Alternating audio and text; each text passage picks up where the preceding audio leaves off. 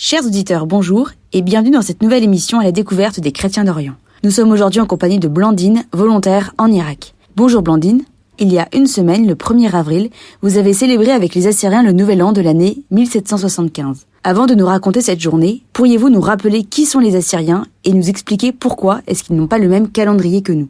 Bonjour Astrid, je suis volontaire en Irak depuis 7 mois et j'ai eu la chance de participer au Nouvel An assyrien la semaine dernière. Les Assyriens sont un peuple autochtone de Mésopotamie avec une histoire qui remonte à plus de 6700 ans.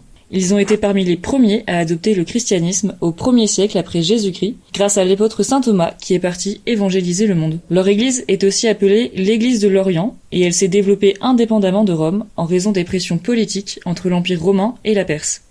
Ils ont une théologie particulière qui est basée sur les enseignements de Nestorius, qui affirme que le Christ possède deux natures distinctes et réunies en une seule personne.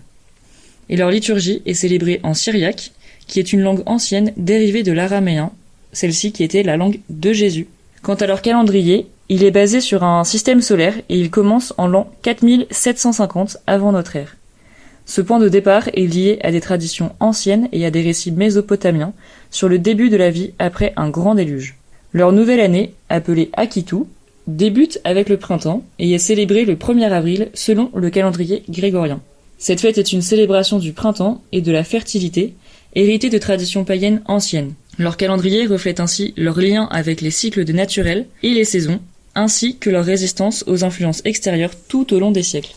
Et alors, pourriez-vous nous raconter cette journée du Nouvel An ? Qu'avez-vous fait ? Quelle tradition y a-t-il autour de ce passage à la nouvelle année ?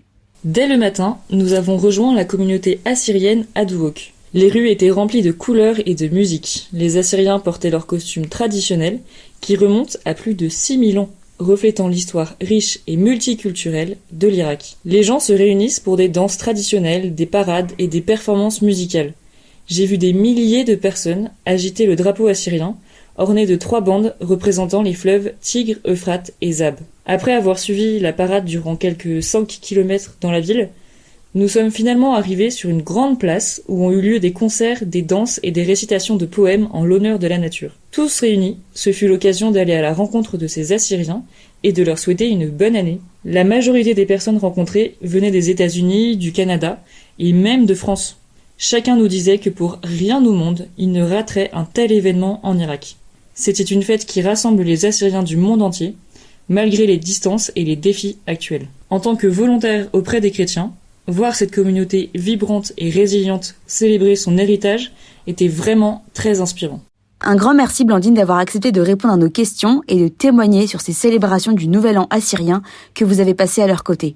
Nous vous souhaitons une bonne mission. Quant à vous, chers auditeurs, nous vous donnons rendez-vous la semaine prochaine pour une nouvelle émission à la découverte des chrétiens d'Orient.